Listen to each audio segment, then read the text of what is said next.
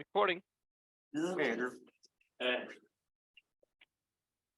Okay, welcome everybody. I wasn't sure how many people were going to participate in this. I'm glad to see both some folks here in person and a whole bunch of people online, as well as a whole bunch of people who said they were going to watch the recorded version of this later. We prefer people participate live. A little bit, just more opportunity for interaction there, but we totally understand not everybody can be available every time of every day that we might make these meetings. So thank you very much for making yourselves available. This is part of the NRDP Winter Development Series. This is something new that we're doing. We're giving it a try. We've got 4 dates set up, and I'll show the dates here in a second. Tonight's session is kind of a 2022 year in review. And I'll talk a little bit more about some of our other ideas for future meetings here in just a little bit. For those of you who don't know, my name is Brent Wilson. I'm the State Director of Referee Assessment and the State Director of Referee Instruction, SDA and SDI. My email address is there on the screen, brent.wilson@nrdp.soccer. And we will see if my clicker wants to work tonight. For those of you in person, just a reminder to silence your phones, so we don't have to worry about that. If you are a remote participant, please make sure to keep yourself muted at all times unless you're called upon. If you have a question or something, go ahead and type it in chat. Jim McVeigh is monitoring the chat, and he'll kind of filter through that and let me know if we need to hold up, to have some kind of a discussion, and then we'll call on you to chime in. We do want that participation, but what we don't want is that classic chaos of these Zoom meetings where people forget to mute themselves, or they talk and then they forget to remute, or any of that stuff. So just as much as possible, keep yourself muted, and we'll call on you to throw in your 2 cents on anything. So our topics for tonight, we've got 3 things that we're going to cover. First thing we're going to do is just kind of talk about what this Winter Development Series is all about. We are going to talk about some event opportunities and some stuff that's gone on lately with awards in NRDP. Dave Glatte is going to talk about that for us. And then we're going to do the year in review. How did it go? What did we think? What did the coaches think? All of that sort of a thing. If we have time at the end, I've got some videos that we can talk about and kind of break down on one specific topic, the topic of teamwork. Hopefully we can get to that, but we'll kind of see how things go. I really want to respect everybody's time. We said this was going to go from 7 to 8, and I'm not going to go after 8 o'clock. So if we don't have time for that, it'll get moved to a future session because there are some good videos, but we'll see how that goes. By the end of all of this, our goal is that you better understand what we're trying to do with this Winter Development Series. Why are we doing it? What can you get out of it? What can you give into it? That sort of a thing.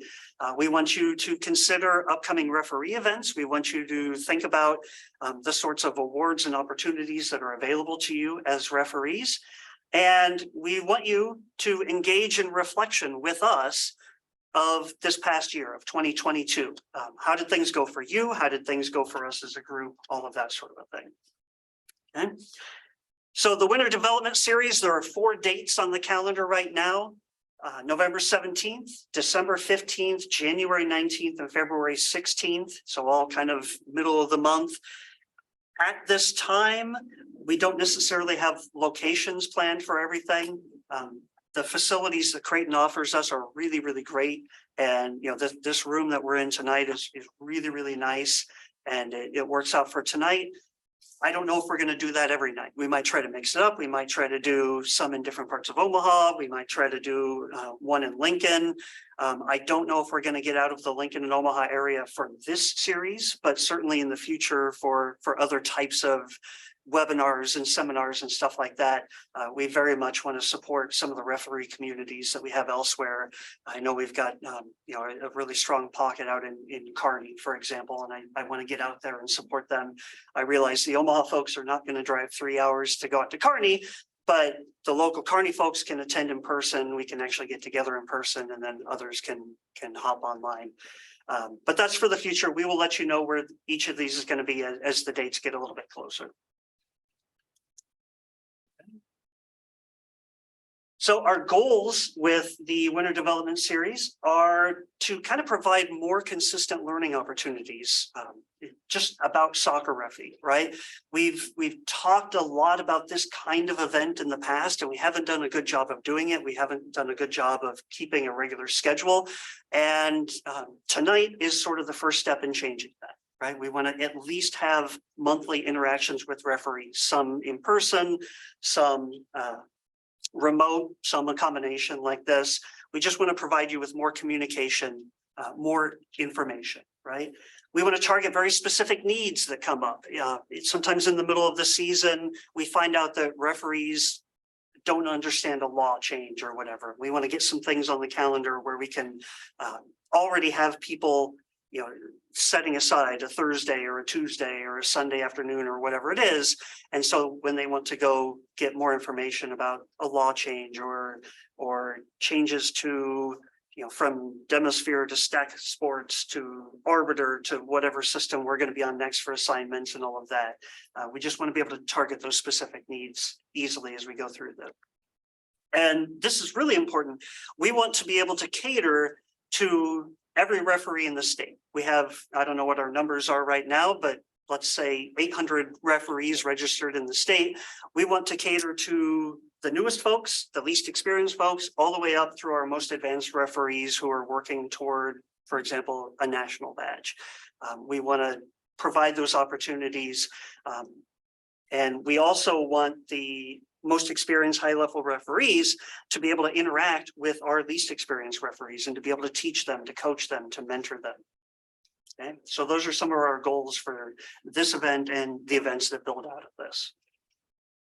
Okay, as far as the topics that we're going to cover this winter, some of them will be very, very specific. Some of them will be broad. Tonight is kind of a broad classification, right? It's a year in review, it's a reflection, it's a look back. Other topics that I know I want to cover because it has come up over the past year, for example, managing restarts, right? I've got a whole session planned just on how we can manage restarts. And again, we will cover that for referees all the way from the basic level to the advanced level. How do you manage restarts with 10-year-olds? And how do you manage restarts in the U18 championship game at State Cup, right? There's a lot of similarities between all of those, but there's a progression to understanding how we do that. So again, some of these topics that we cover are going to be specific. Some are going to be very broad. It's not just going to be me. It's not just going to be, this guy standing up here in front of a classroom doing a PowerPoint presentation like tonight. It's going to be different presenters. It's going to be different methods of presentation. At least that's the goal. That's what I hope. And I've already talked to some folks about how they can contribute to this. And of course, if any of you all have suggestions about who you want to hear from, what topics you want to hear about, some things that happen in the game that I'm not so sure, I kind of want to fix that, we want to hear about it. If you have video from one of your matches, maybe you're also a coach and you record your games and you have some match video that would be helpful. Send it our way. We can integrate all of that stuff into these sorts of sessions. If not for this winter, then for future sessions. Okay, we are always looking for people to make suggestions about how we do that. Now, Dave, if you would, I know you were going to talk a little bit about some of the upcoming opportunities and some of the awards that we have given here. So I'm going to hand things over to Dave Glatte, our SYRA. Should I stay seated or should I? You can do whatever you want. If you stand up, then you can be on screen. Well, by the way, for the remote folks, if you want to switch over to the other Brent Wilson that has the live video feed, you can see Dave standing here. Wow, cool. Okay, my name is Dave Glatte. I'm the State Youth Referee Administrator. One of my responsibilities as SYRA is to lead the charge as far as some of the events that happen during the summertime with the Midwest region that we're a part of. Midwest region consisting of, I think it's 14 different SRCs, us, Kansas, Minnesota, Wisconsin, so on and so forth. And every year, there are a couple of regional events that happen, one of which being the Midwest Region President's Cup, and then also the Midwest region regional championships. Part of my responsibility is to solicit referees to be able to attend these events and participate in these events. There are higher level events, and typically those referees that attend these events have been refereeing for some time. Doesn't mean necessarily that a referee can't attend these events in their first year even as a referee, but for the most part, these events are attended by referees who have at least a couple of years of experience under their belts. This year's Midwest Region President's Cup is in Westchester, Ohio, which is the Cincinnati area. It will be June 16th through June 20th. We always, especially when going out to Cincinnati, we always try to incorporate a day on either side for travel. So it would look something like leaving very early in the morning on the 15th and refereeing the 16th through the 20th, and then leaving in the afternoon on the 20th to come back to Omaha and getting back very, very, very late at night on the morning of the 21st. So that is the first event that will happen in that third week in June. The Midwest Regional Championships, which used to be called Regionals, are going to be in Creveport, Missouri, which is the St. Louis area, in the southwestern part of the St. Louis area, June 23rd through 29th. Once again, we would like to allow a day of travel on the 22nd and on the 30th. St. Louis is a little bit easier of a drive, about 6.5 or 7 hours. Cincinnati's a haul. It's a long way. So that's it can be a challenge. So, but these are two events that we will be sending anywhere from 13 to 16 referees to, and then also a group of referee mentors and referee coaches to help with the feedback that referees receive at these after their games. For participation in these events, there are some criteria that we have. Your USSF license must be current and in good standing with NRDP and US Soccer. Your safe sport / background check requirements must be up to date if you are 18 years of age or older. Your game count must be at an adequate level. So that goes from everything from U9, U10 soccer all the way up through the highest age levels. So no matter what level of referee you're at, we like to see you supporting all ages of games this coming spring. The minors are welcome to come. Typically, if a minor comes along, it would probably be at an invitation, and a parent must travel with the minor at all times. This has only happened once, I believe, in the past few years, and that was just this last year that we had a minor attend these events. So that's that. If anybody is interested in participating in these events, I would encourage you to reach out to me. My email address is dave.glatte@nrdp.soccer. Shoot me an email, and we can have a discussion on what more entails attending these events and what we would need to have done before we would move forward. So secondly, our young referees of the year were awarded this year. Our young female referee of the year is Ren Larson. She is a senior at Bennington High School. She will be attending Washburn University and to study forensic science in the fall. She's been a referee for about 4 years and is a very valuable asset to the Nebraska Referee Development Program. Taylor Lewis is our young male referee of the year. He is a senior at Millard South High School. He's going to be attending University of Nebraska Lincoln to study journalism and media in the fall. And he's been refereeing for about the same amount of time that Ryan has as well.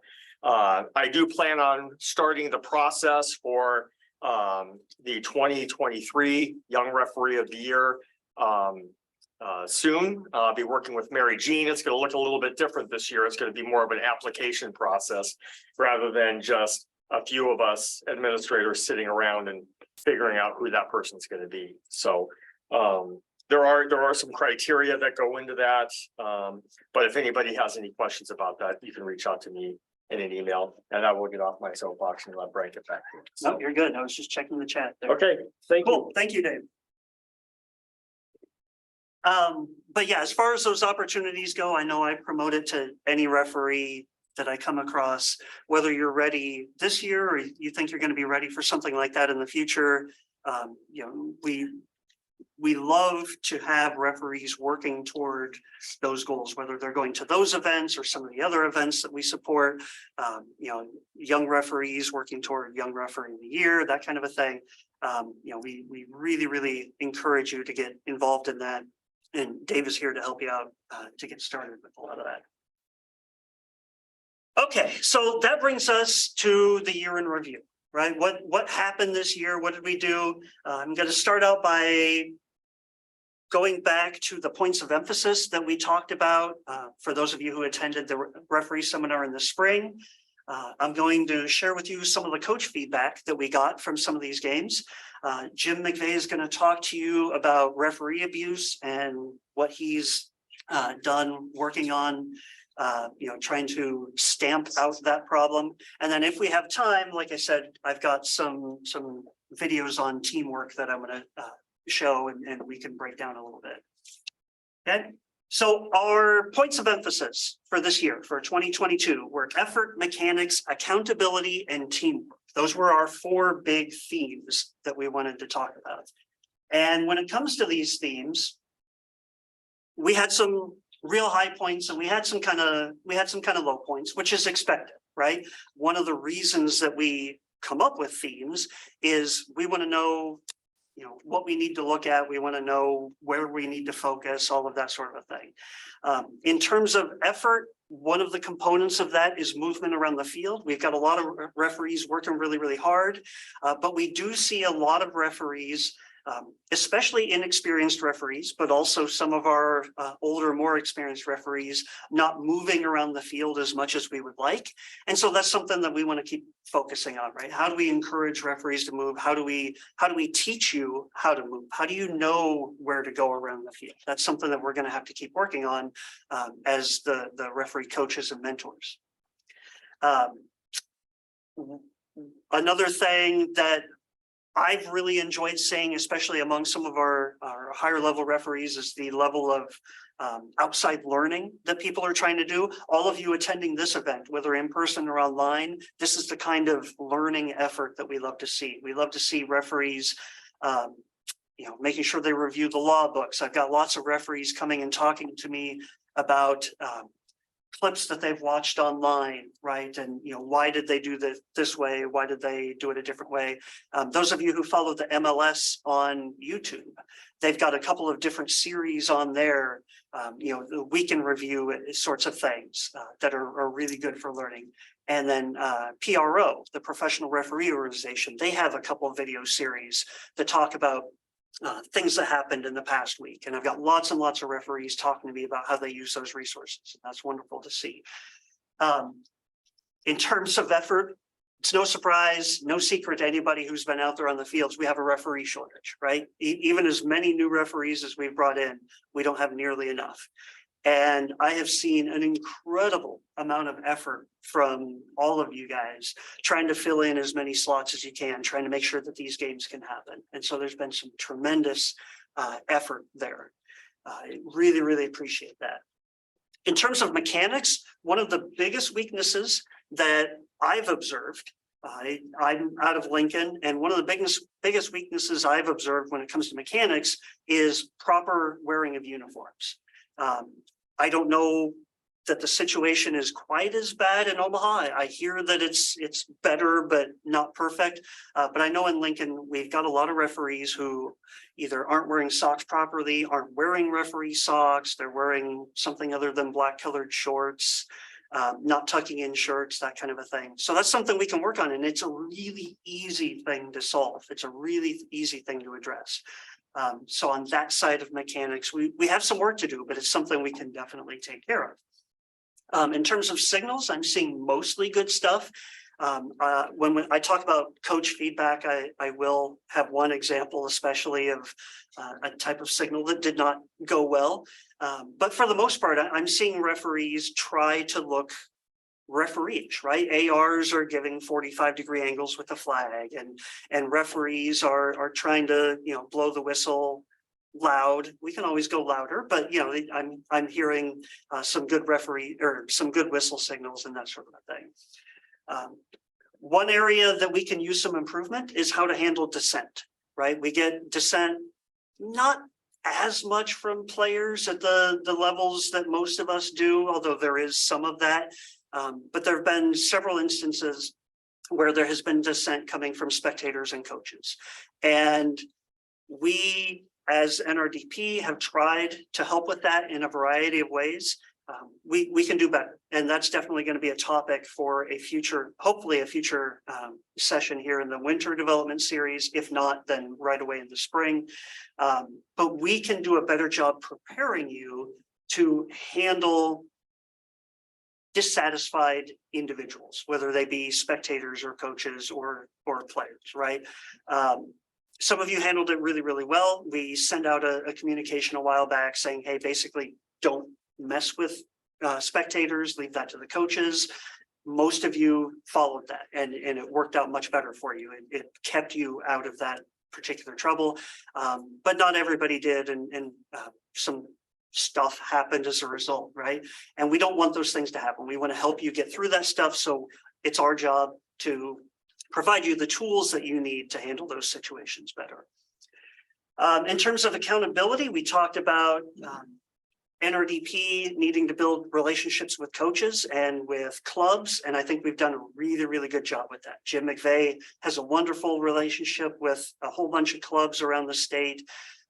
I've built up a good relationship with coaches who provide feedback about referees, and just them knowing that somebody is reading these reports is like, to them, that's a holy cow moment, right? I don't think of it as that big of a deal, but when I respond to them and say, hey, thanks for your feedback, they're just, hey, somebody's actually reading this, can we talk some more? And we do, we talk a lot. I take a lot of emails, I take a lot of phone calls. So we on the NRDP side have really worked hard to build that relationship with coaches. And in addition, like I said, and Jim McVeigh will talk about this here in a second, we have done a lot to deal with referee abuse allegations and situations. Our last item was teamwork. We've had a ton of new referees come in the last year and a half, 2 years, right? And so that has put a lot of pressure on the more experienced referees to help prepare these folks, right? And the more experienced referees have done a really wonderful job. I've seen some wonderful mentoring going on out there. Our referee trainers, which is a group of more experienced referees that we have out at some of these fields, they're doing a wonderful job building these referees up, trying to get them the experience they need. We've also seen a lot of wonderful teamwork from referees filling in gaps in the schedule. I talked about the referee shortage, right? And you guys are doing a great job helping each other out, filling holes. It's really been good overall. I really don't have anything negative to say on the teamwork side of things. Okay. Now,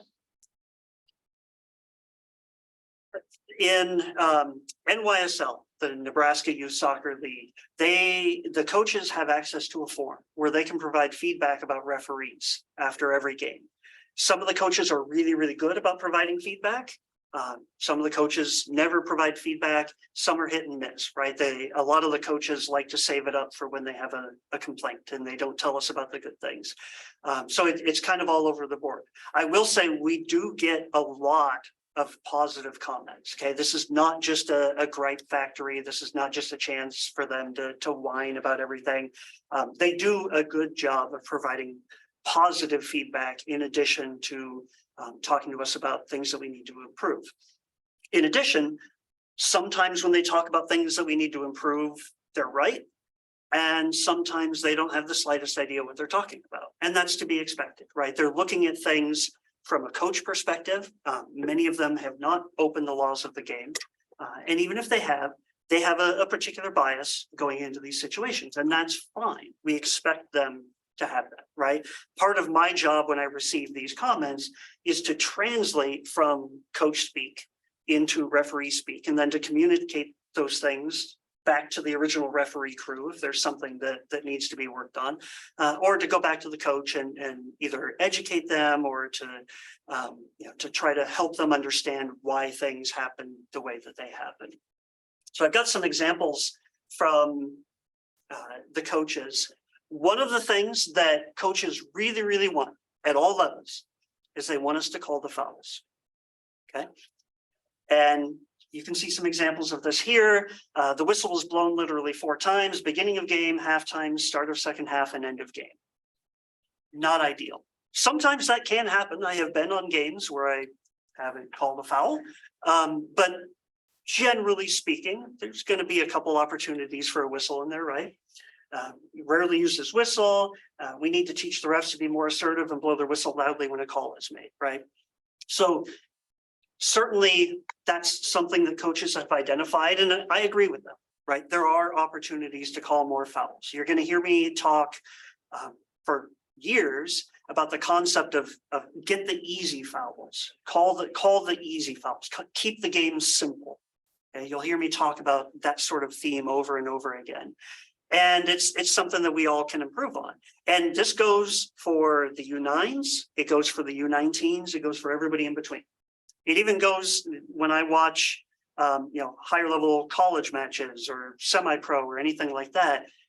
The same sorts of themes apply even in those matches.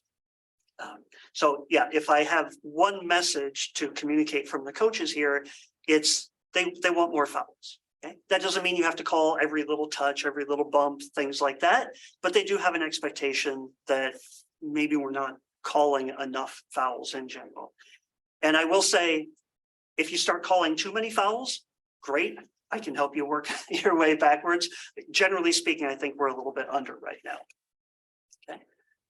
Another point of conversation that's very consistent across a lot of the coach evaluations is communication. Sometimes good, sometimes bad, right? So like here, really appreciate the refs' willingness to communicate well and be patient with players and coaches who are all learning. Okay, I think this was from a U10 or U11 game, if I remember right.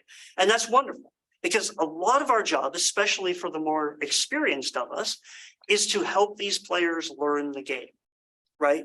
A lot of us as referees are learning, the players are learning, the coaches are learning. And if you can communicate well with the players, if you can communicate well with the coaches, then we all can have a better experience out there. And this coach noticed that and appreciated it from the crew.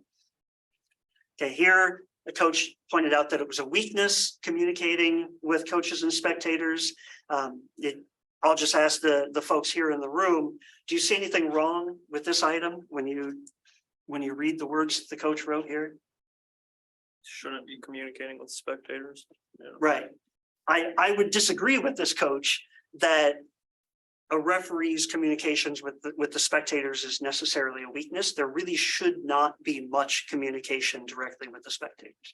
Now, maybe in this case, and I don't know for sure, maybe in this case, the coach was saying that the referee did communicate with spectators and it didn't go well. We had some instances of that throughout this year. Maybe that's what they're talking about. But generally speaking, we want to avoid that. We want the coaches to manage that. We want the clubs to manage that. But again, that's one of those things that we're going to talk about at a future session to kind of help you work through that. This last one gets a little bit to teamwork, right? Referee failed to communicate with both ARs. AR would call fouls or offside and play would continue until the ball went out of bounds. Okay? And there's lots and lots of reasons that type of communication can fail. Maybe the referee just thinks he or she is the boss and doesn't want to pay any attention to the ARs. That's a possibility. Maybe the referee is new and inexperienced and is just so worried about following the ball around the field, they forgot there's two other people there. That can happen, right? And there's a bunch of other possible reasons for this. Coaches don't understand that, right? They just know that AR's over there waving the flag like crazy and the referee's not stopping play. So it's part of my job to help the crew understand what went on there. And it's part of the crew's job to kind of work together, communicate, meet at halftime, try to fix those issues. But again, from the coach's perspective, they just see it as a lack of communication. And so that's something we can work on. Okay. I talked earlier about movement being an issue, right? Under the effort theme for the year. This coach said the referee did not move up and down the field. The next one said referee did a great job moving up and down the field and being in position to see fouls and when the ball went out of play. So here the coach is recognizing that it's not just a matter of going up and down the field, it's also being in position, right? Making good choices. And that sort of thing, knowing how to do that is going to be a great topic that we will cover in a future session. The last one we hate to see, center official didn't move more than 15 yards from the center of the field. It happens sometimes. Sometimes it's because a referee's injured. Sometimes it's because it's the referee's 6th game of the day because they've been filling in due to our referee shortage. And sometimes it's because the referee's lazy, right? It could be lots of different reasons, but from a coach's perspective, they have an expectation of how a referee should move around the field. And in this case, they didn't see that, right? So again, just pointing out a coach's perspective there. Okay, now this last one is my favorite bit of feedback from the entire year. This one is great. I'll go ahead and read it out loud, but feel free to read it yourself as well. I'm writing to suggest the referee needs some coaching. He often speaks the word whistle, but doesn't actually blow a whistle. This is confusing to the players. They don't know when he speaks whistle if that means to start play or not start play. During the second half of the game, he whistled while one of the players had the ball on the field. The kicker started play. He waved his hands, made the play stop, brought the ball back to the kicker, and then walked up to her and yelled at her. Most of the athletes were in shock and were staring at the referee. He then gave the player a yellow card because she wasn't listening to his whistle. Again, this is because the players don't know when he speaks whistle if it means to start play or not. This player would not have started play if she didn't think it was time. Do any of you have any idea what might have gone on here? And I will give you a hint. It is not true that there was a referee running around just going whistle, whistle whenever he wanted play to stop. That's not what was happening here, although that's what the coach perceived to be happening. It's kind of a subtle one. So what actually was going on here, and this took quite a bit of work for me to figure out. What actually was going on here is there was a foul call, right? And play has stopped, and the referee was trying to communicate to the girls, don't restart until I blow my whistle. He was setting a wall or dealing with an injury or something like that. That's what the referee was attempting to communicate. But apparently that's not the message that the players and the coach received. They misunderstood. And anyway, it took a while. This coach was just very unhappy with the situation. It took a long time to get through this. I spoke with the referee. I spoke with the ARs. The referee and ARs for a while could not figure out what in the world I was talking about, because to them, this was just regular referee. You know, referee blows his whistle for a foul, says, hey, hang on, wait for the whistle before you restart. Yeah, so the ARs and the referee all thought this was just a normal day. This gets back to communication though, right? This was, it was either a U11 or U12 girls game. A lot of these girls had never been in a situation quite like this, right? And the referee didn't recognize their ignorance of the situation.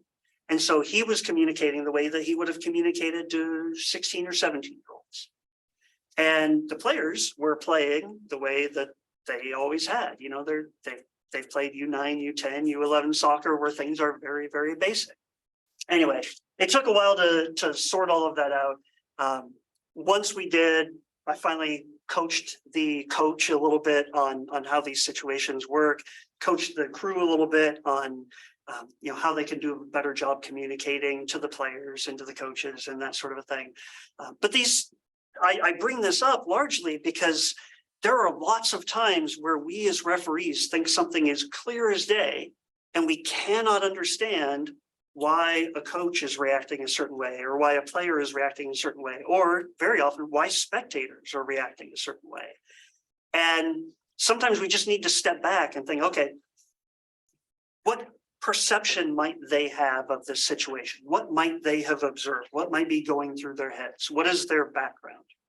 And if you can figure that out, you can kind of help prevent this sort of situation here. One of the other pieces of information that the coaches provided was that they're super appreciative of all the work that all of you guys have done with the referee shortage. This coach was just one of many, many examples. We understand that there's a drastic shortage of refs this year, and we appreciate the hard work that each crew is putting in each week. Okay, we saw a lot of that stuff. So coaches know this. They may not always display their appreciation on the field in the way that we would like. Some of them do. Some of them were amazing. But they really did appreciate us. They are aware of the situation that we were in this year, and honestly, that we're going to be in for a little bit longer. NRDP is working on it. We're trying to get our numbers up, trying to get our experience up, but it's going to take a little while to get through that debt. Let's see, Mr. McVeigh, would you like to hop in here? Sure. Let me. I don't know if I didn't have any comments in the chat. I didn't know if anybody else had comments or questions, Brent, based on what you've presented so far. Okay.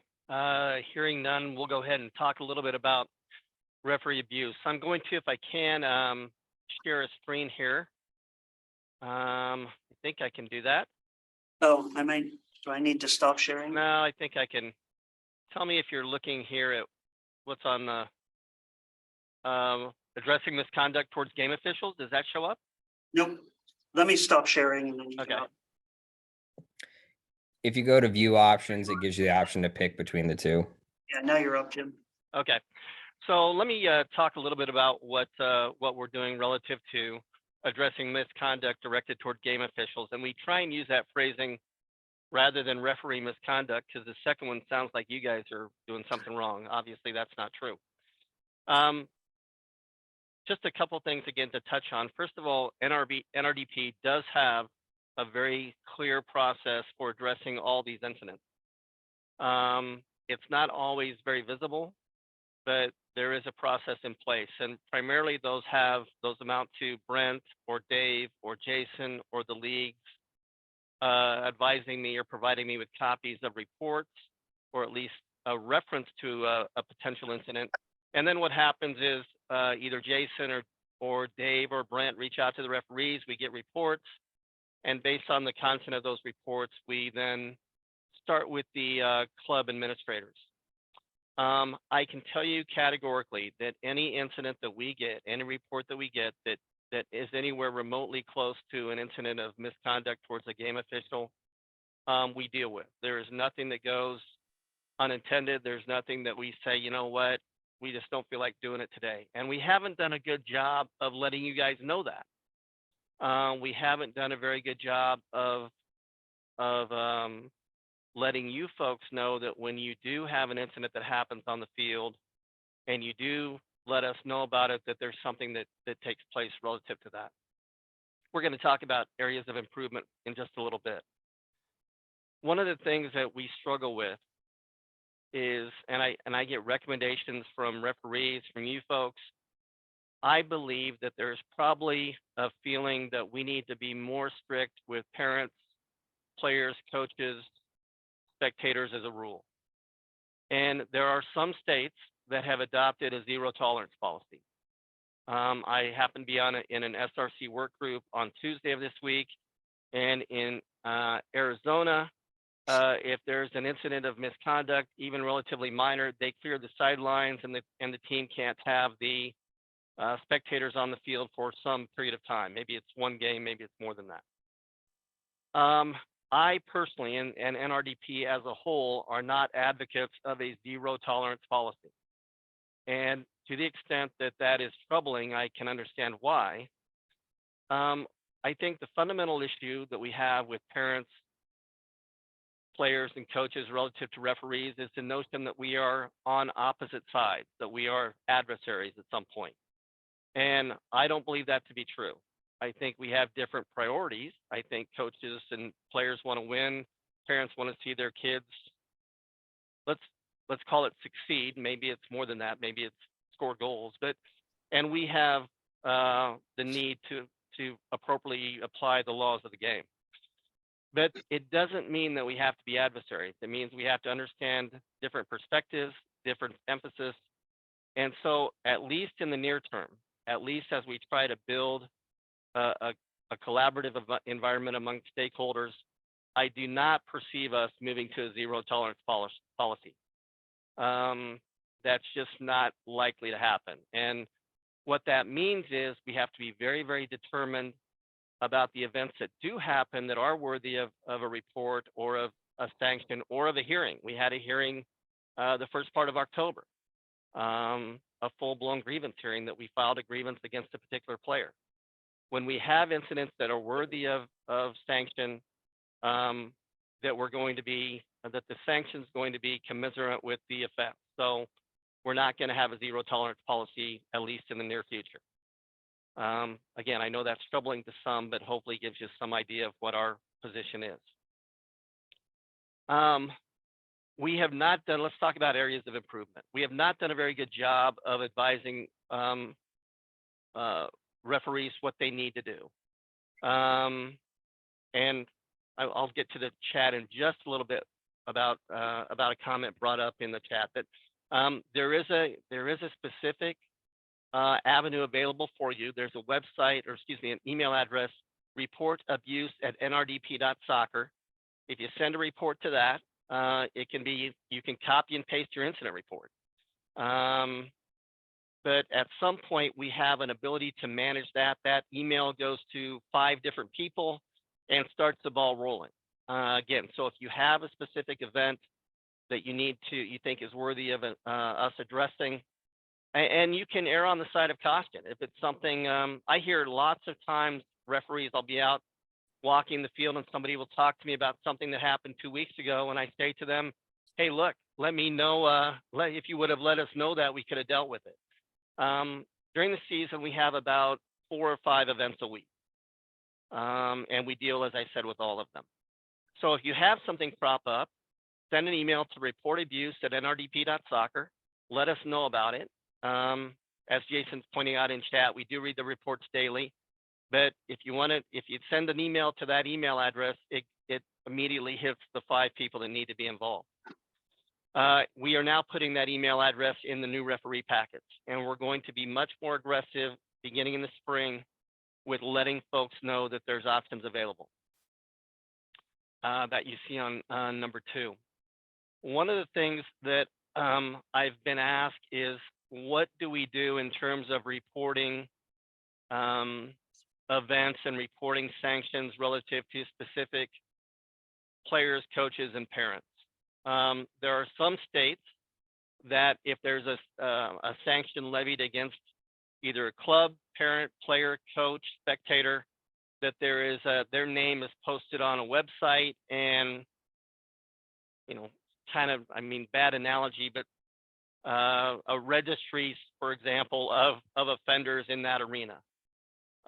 We don't do that. We are concerned about privacy issues. We are concerned about parent, player, coach somehow proceeding against NRDP or Nebraska State Soccer because we published information potentially without even the necessity of a hearing. So that's something we haven't done. What we can do, and we've done it recently, is let you folks know in the context of our email broadcast. I hopefully all of you are getting those of our successes. And I want to give you an example of that if I can. Let me see if I can what's sharing now, folks? Yeah, we see the letter, Jeff. Okay, so this is what we did is I have a letter that whenever we have an incident, this incident concerned a parent that was commenting or making comments to a referee. And so I have a letter that I send out to the club administrators. This is a club, and I've redacted that information because it's not necessarily important, but I sent my standard letter with kind of a summary of the report and asked them to communicate with me. They did their investigation, we did ours, we got reports from the ARs, and this is the letter that I got back from the club, and hopefully you can read it. And we did put this in our NRDP update email blast that went out, I think, in October. But this is, well, I'm sorry, let me start with page. This is a letter this is the first page. This is a letter that I got from the club. It's an apology. The club finds this behavior unacceptable. I'm going to paraphrase for a moment. In this specific case, the coach, who was not the offending party, but instead the coach of the team, was met with by the director of the coaching, club administrator. It was made clear that the behavior is unacceptable and ultimately that the coach is responsible. The coach was actually, I believe, placed on probation with the club. And if any events happen through the remainder of the season, he will not be able to return as a coach. The parent was identified. They provided me his name, was suspended from attending 2 games. He was also told that if he or his player had any future issues, they would not be allowed to continue with the club. This letter was provided to me by both the club president, the club treasurer and administrator, and they also provided me at page 2. This is the letter that went out to all of their parents. This is the type of cooperation and collaborative approach that we want to build with clubs and leagues in Nebraska, as opposed to a sanction where, if something happens, we immediately are pulling players off the sidelines, or parents rather off the sidelines. And now the notion is, yet again, the referees just want to be in control of everything. We have had great success over the last year and a half. We've kind of been more aggressive over 3 seasons now. This is a fairly standard response, maybe not this complete. There are clubs and coaches that we don't get as much buy-in as what I'm showing you here. But this is the type of, again, collaborative environment that we want to build, as opposed to having everything be sanction driven. So maybe, again, I'm open to comments or questions. Maybe there is some thought that we need to publish this more often, be more vocal with our success. Again, any ideas that you have relative to managing this problem, feel free to send that to me, and I'll be happy to look at it. One of the questions that popped up in chat a moment ago was what sanctions are levied towards parents, players, spectators for misbehavior. This is what I'm handing you here, what I'm showing you now. I hope do you see this Yeah, kind of we see procedures it. policy? This policy we actually drafted, NRDP drafted. We provided it to the Nebraska State Soccer, and they adopted it. But our board drafted this, not anybody else. And because of that, you can see here the sanctions for misconduct. There's referee mistreatment if a player, spectator, coach calls you a name, racial slur, something along those lines, or says something about you, your physical appearance, your age, anything like that. We have referee abuse, which is a threat of physical violence, and then referee assault, where somebody actually touches a referee. And these provide the actual minimum penalties. I emphasize minimum penalties for those types of events.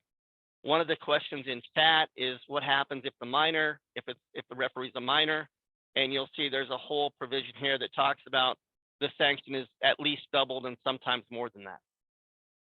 But these sanctions are significant. They do impose a fine on a spectator or referee mistreatment. Again, if if a referee, and you can go through this policy, or I can share it with you directly. It's available on the website, but you can feel free to drill through this, find out what options are available, and these sanctions are levied to, again, players, parents, coaches who engage in this type of behavior. So that's kind of where we're at in terms of the process. Kind of gives you an idea of what we're doing relative to misconduct towards game officials. But bottom line is, use this email address. Let us know what's in play. Let us know if you've got an incident. We promised you, just like Brent is making promises to coaches that we read their coaching reports, I promised you that we read your incident reports. And again, feel free to email me directly, or email this, as I said, goes to 5 people on our board. So make sure to follow up with us if you have those events. We want to manage them and help you manage them for the next time. So that's kind of my pitch here on referee abuse, or rather misconduct towards game officials. I'm going to give a plug here to this date, Brent, if you could make a note of it, if we can make sure everybody's aware that we've got this scheduled now. But any questions at all relative to this topic? Jim, I have one question. Yeah, fire away. If a player or coach gets a red card for their action, does it also require the referee to send an email through this report, or does that automatically get sent to the board? So a red card, game misconduct, is not the same as misconduct towards game officials. So anything that, if you have just regular coach dissent, or maybe, whatever the various issues that may arise that a coach gets sent off, that's not necessarily misconduct towards game officials.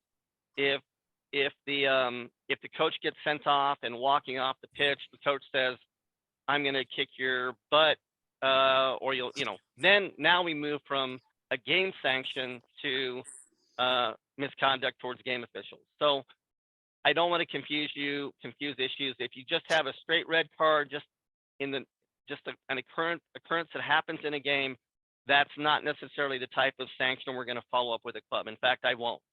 That's a league issue. The coach may be suspended, or for at least 1 game, maybe 2. But if it's a referee misconduct towards a game official, that's something altogether different. But it's not just game misconduct. Does that help? Yes. It can be both. Yeah, the one thing we'll add there, if you ever have a game misconduct situation and you're not sure whether it falls into the same bucket as referee abuse or something like that, or you have questions about how do you write up the red card report, how do you report on exactly what happened, all of that, reach out to us. We'll help you with that. We'll help you write the report. We'll help you use the right verbiage so that the consequences are dished out appropriately by whatever authority comes into play, whether it be the league or the club or whoever. And the league administrators review all the send-offs, and sometimes they'll send me a send-off report, a red card report, and say, "Hey, you might want to take a look at this and see if this is a referee misconduct issue." But if you're unsure, send the email. Send the email to referee abuse at nrdp.soccer, and there's nothing wrong with that. I'd rather get too many reports than I would talking to a referee that tells me, "Yeah, 3 weeks ago I was walking, I was walking to my car and a parent stopped me in the parking lot and started yelling at me." I guarantee you, we deal with that. Anything spectators or parents will follow up on, because there's just no reason for a parent or spectator to be engaging referees. I don't care if it's an adult or youth. We'll follow up on it. There you go. Anything else? Again, feel free to reach out to me directly, jim.mcveigh@nrdp.soccer. I'm sure Brent will provide contact information, but if you ever have any questions, you got my phone number too. It's all over the place. So thanks for letting me speak a little bit about this, Brent. I appreciate it. Yeah, I appreciate it, Jim. Thank you very much. If you want to stop sharing, we'll get back over to my screen. So looking at my watch, I've got almost 7:57 here. So we are not going to get to the teamwork session on here where I have some videos to show. But what I do want to do just very quickly is give a sneak preview of the types of video analysis that we will be doing at some of these future events. And I will point out that this video analysis goes much better in person than it does online. So for these future sessions where we do more video analysis, I strongly encourage you to attend in person if you're able. Obviously, we understand not everybody can travel, not everybody can get out of home, all of that. I just want to give you a little sneak preview here. If my clicker will start working, I'm going to hop to right here. I've got 2 clips. I'm just going to show these. We're not going to analyze these. We're not going to break them down. Each of these clips, I could easily spend 15-20 minutes breaking down really, really basic things. Okay. Like I said, this is just a sneak preview tonight. I knew we wouldn't have much time, but I wanted to throw these in here. Both of these are games where I was the referee. I did that both so that, if anybody's picking on the referee, you're picking on me, and that's fine. Also, because I just happen to have the videos handy, so they were really convenient. So this is a teamwork example. Take a look at this video, see what opportunities you see for improved teamwork here.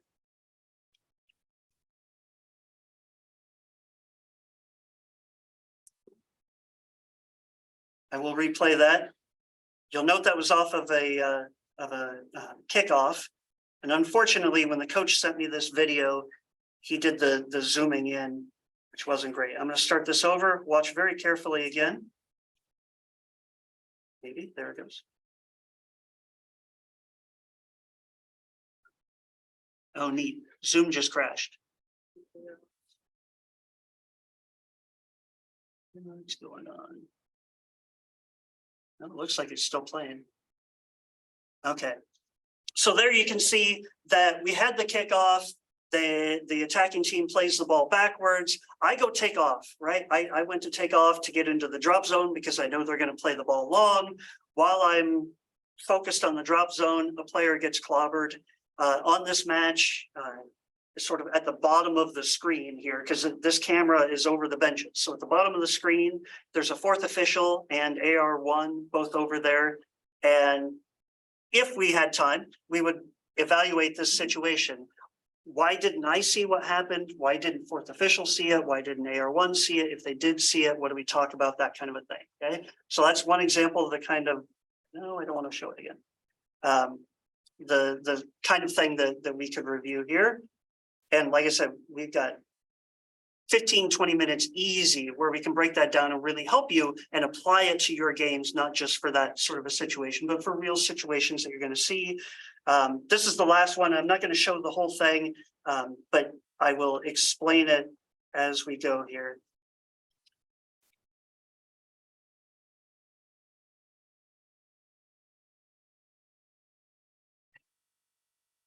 So you'll see right up here, kapow.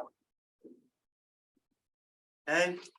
Attacker clobbers the goalkeeper. I come up, I show a yellow card. I'll show that to you again.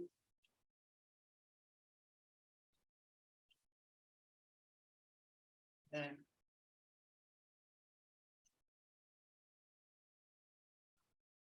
Okay. Again, we're not going to break this down right now. But what happens after this, I've showed the yellow card. I check on the goalkeeper, right? As I'm checking on the goalkeeper, I think this is just a regular collision. As I'm checking on the goalkeeper, he rolls over, he pulls up his shorts, and he's got a big old slash down his right thigh. Just a big bloody slash down his right thigh. I did not see what could have caused that slash. So I went and had a conversation with AR2, and we ended up changing the card to a red card. Okay, and so again, if we had time, and in a future event, we will kind of break this down, talk about the teamwork behind it. Here, this little screen cap shows you 2 things. One, it shows you the player's leg sticking straight out right into the goalkeeper. And 2, it shows you why I did not see that. I've got a guy in my way. I let myself get blocked. And I've got a whole bunch of discussion points to talk about why did I get myself into that position? Could it have been avoided? What did AR2 see? should I have trusted him, with something as big as a red card in this kind of a match? All these kinds of things we would talk about. But again, I'm not going to go into that all right now. We're already over 8 o'clock. I want to thank everybody for a wonderful 2022. Thank you for everybody who participated in this event tonight, whether you were here in person or remotely. As Jim McVeigh said, we are holding an NRDP referee seminar on January 27th and 28th. It's earlier this year than it was last year. Last year it was in February, but schedule-wise, February didn't work out.